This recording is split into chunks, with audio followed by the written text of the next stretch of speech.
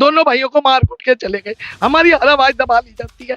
आज हमने ये ताला तोड़ा, इन्होंने जब पुलिस की लड़ाई हो और इनके मकान पे गुंडों से मैं कब्जा नहीं करने दूंगा, चाहे मुझे यहाँ पर बैठना पड़े। बिल्कुल गुंडे इनके मकान पे कब्जा नहीं करेंगे। भूमाफिया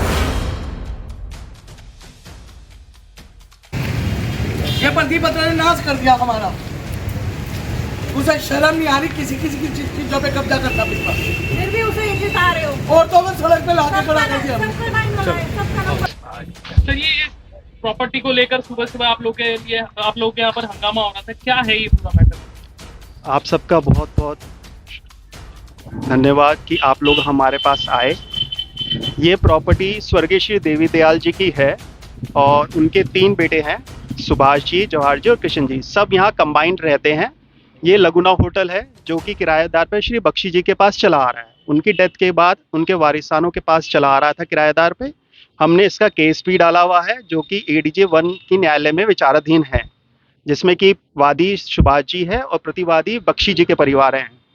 लेकिन प्रदीप बत्रा जी ने हमें बिना बताए, बिना पारिवारिक बंटवारे के कृष्णचंद अरोड़ा और जवाहरलाल अरोड़ा के वारिसानों से यह झूठी फर्जी रजिस्ट्री बनवाई है कि यह प्रॉपर्टी यहाँ से लेकर वहाँ तक सिर्फ बीच की हमने सुभाष जी ने पारिवारिक बंटवारे में कृष्णचंद जी को और जवाहर जी को दे दी है, जबकि ऐसा कुछ नहीं है।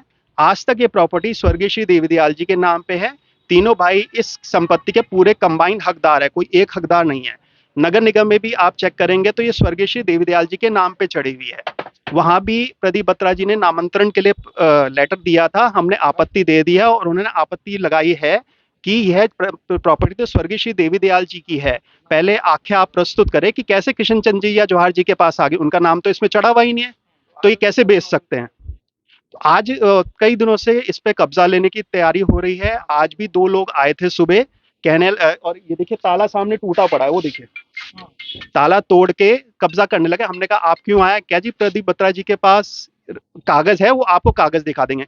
हमने कहा उन रजिस्ट्रियों के अगेंस्ट हमने सिविल वाद दायर किया हुआ है सीनियर JD के कोर्ट में और उनको सम्मन भी जा चुके हैं, 2 तरह से सम्मन जा चुके हैं। तो वो आके कोर्ट में जवाब दे कि उनके पास हक है और कोर्ट उनको यहाँ पर कब्जा दिलवाएगी अगर उनकी वैलिड है रजिस्ट्रियाँ। तो वो कहने लगे जी उन्हें कोई मतलब नहीं कोर्ट से और ना उनके पास कोर्ट के कोई सम्मन है, वो तो आपको आगे कागज दिखा देंगे, हमें काम यहाँ पर कब्जा करने के लिए, सफाई करने के लिए भेजा। हमने कहा आप नहीं कर सकते। उन्होंने कहा हम प्रदीप बत्रा जी को बुलाते हैं। हमने कहा बुला लो, कोई दिक्कत नहीं, हम जब सही है तो हमें कोई दिक्कत ही नहीं है। उन्होंने फोन किए लेकिन वो नहीं आए। इतनी देर में उनके मयंक मेहंदी रखता है और कुछ आदमियों को लेके आ गए, आ गए यहाँ पर।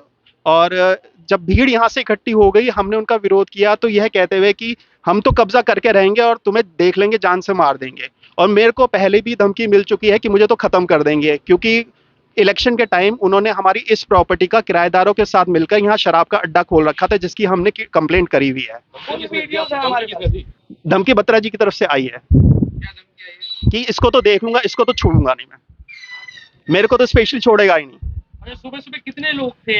पहले 2 लोग आए, फिर मयंक मेहंदी रत्ता आए स्कूटर पे और उनके साथ कुछ लोग और थे, 4-5 लोग। अच्छा, जो रजिस्ट्री की बात कही जा रही है, जो रजिस्ट्री उनके पास वगैरह कागज है, वो क्या है कागज उनके पास? वो रजिस्ट्री एक अवैध रजिस्ट्रियां हैं जिसमें कि यह दिखाया गया है इनके दोनों भाइयों के कि पारिवारिक बंटवारे में वो ये सारी प्रॉपर्टी उनको मिल चुकी है, लेकिन कोई भी आज तक पारिवारिक बंटवारा ना लिखित, ना मौखिक, ना किसी न्यायालय द्वारा किया गया है। अभी तक ये संयुक्त संपत्ति चली आ रही है और हमने उनसे कागज मांगे तो 1 साल हो गया है। पहली रजिस्ट्री उन्होंने कराई थी अप्रैल 2022 में, उसकी हमने FIR भी दर्ज कराई थी, कंप्लेंट भी करी हुई है, सब डिपार्टमेंट्स में कंप्लेंट करी गई है, सब जगह हमारी आवाज दबा दी जाती है। उसके बाद 2 रजिस्ट्रियां उन्होंने, अभी हम बाहर गए हुए थे जुलाई में, 3 जुलाई 2023 में करवाई है 2 रजिस्ट्रियां, जिसका हमें 4 जुलाई को सुबह पता लग गया था और पता लगते ही हम रजिस्ट्रार ऑफिस गए थे।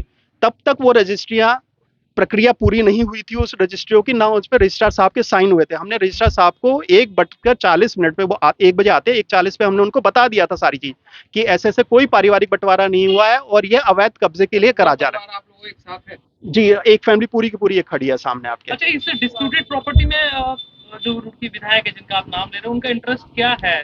उनको नहीं पता ये डिस्प्यूटेड प्रॉपर्टी? जी, सब पता है उन्हें, तो हमारे घर का एक एक चीज पता है कि क्या क्या है, कैसे है, उनको एक एक चीज पता है। और साथ में जो है शरद गुप्ता जी इन्वॉल्व है, जो छात्रवृत्ति घोटाले में जेल जा चुके हैं।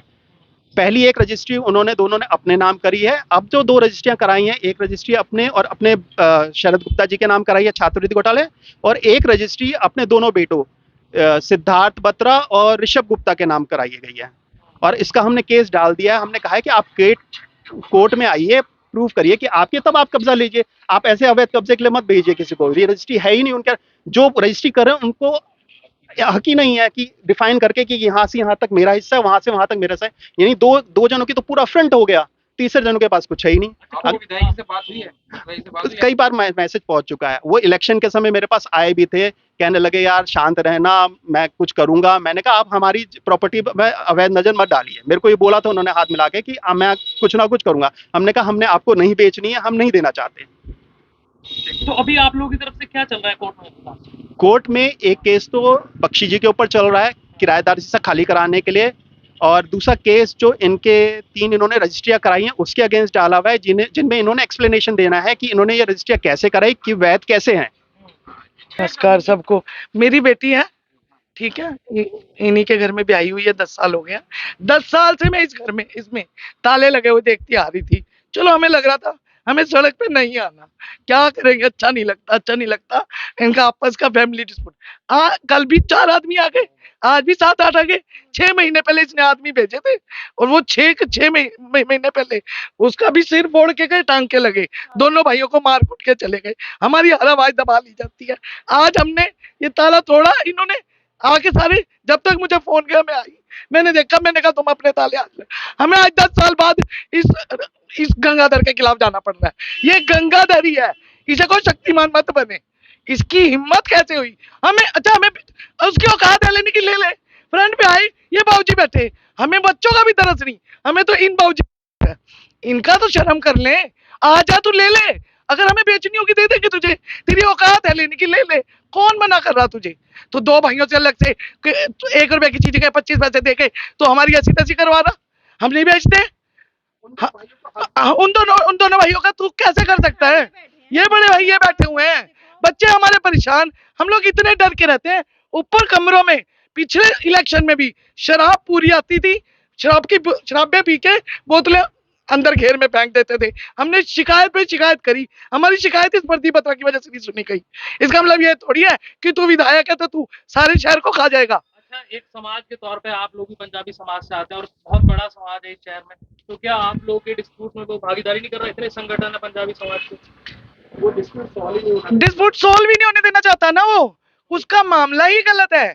वो कब्जे एक बात बताओ, ये 100 रुपए की चीज 1 रुपए में मिल रही है, उसका क्या जा रहा है? वो क्यों करेगा सॉर्ट आउट? भैया आप ही हो, मुझे ये गाड़ी 2 रुपए की जगह 25 पैसे की मिल रही, मैं ले जाऊंगी। उसका ये लालच है बढ़िया वाला, बस यहीं तक की। आप अगर इंसाफ करा सकते हो, मेरा तो जितना वीडियो वायरल हो सकता है करवा दो। बदमाश आदमी है वो, कभी ऊपर लड़कों से शराबे पिलवा के बिकवाता है, कभी कुछ करता है, कभी कुछ। सारी वीडियो, सारे प्रूफ हमारे पास है, जिसे चाहिए हमसे ले लो। धन्यवाद। देखिए, शहर में भूमाफिया का आतंक कितना ज्यादा है, मैं तो बार बार उस व्यक्ति को भूमाफिया ही कहूंगा जिसने शहर की जनता को 17 साल से बेवकूफ बना के हजारों करोड़ रुपए की, सैकड़ों करोड़ रुपए की संपत्ति इकट्ठी करी, और अपने ही नाम नहीं, अपने नौकरों के नाम सैकड़ों करोड़ रुपए की संपत्तियां करा रखी हैं, जिनका ब्यौरा भी जल्दी सार्वजनिक हो जाएगा।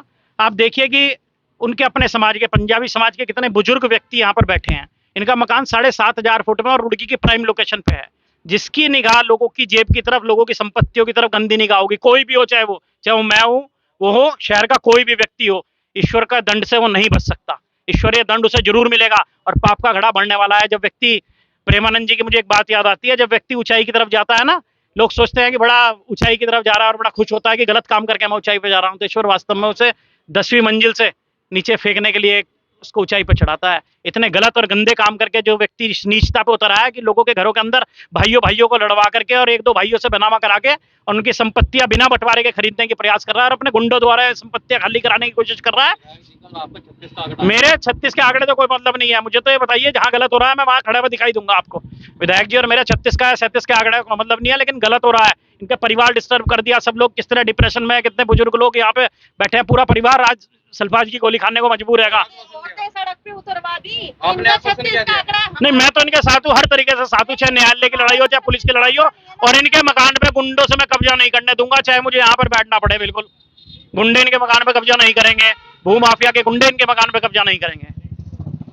जी, जो डिस्ट्रीब्यूट चल रहा है, आप बड़े भाई हैं, जो 3 जगह प्रॉपर्टी है, उसको लेकर क्या कहेंगे आप? अब क्या चल रहा है? हम चाहते हैं पहले से बड़ा भाई, मेरे से छोटा भाई था, उससे पहले बात चल रही थी, मगर वो रास्ता नहीं देता था।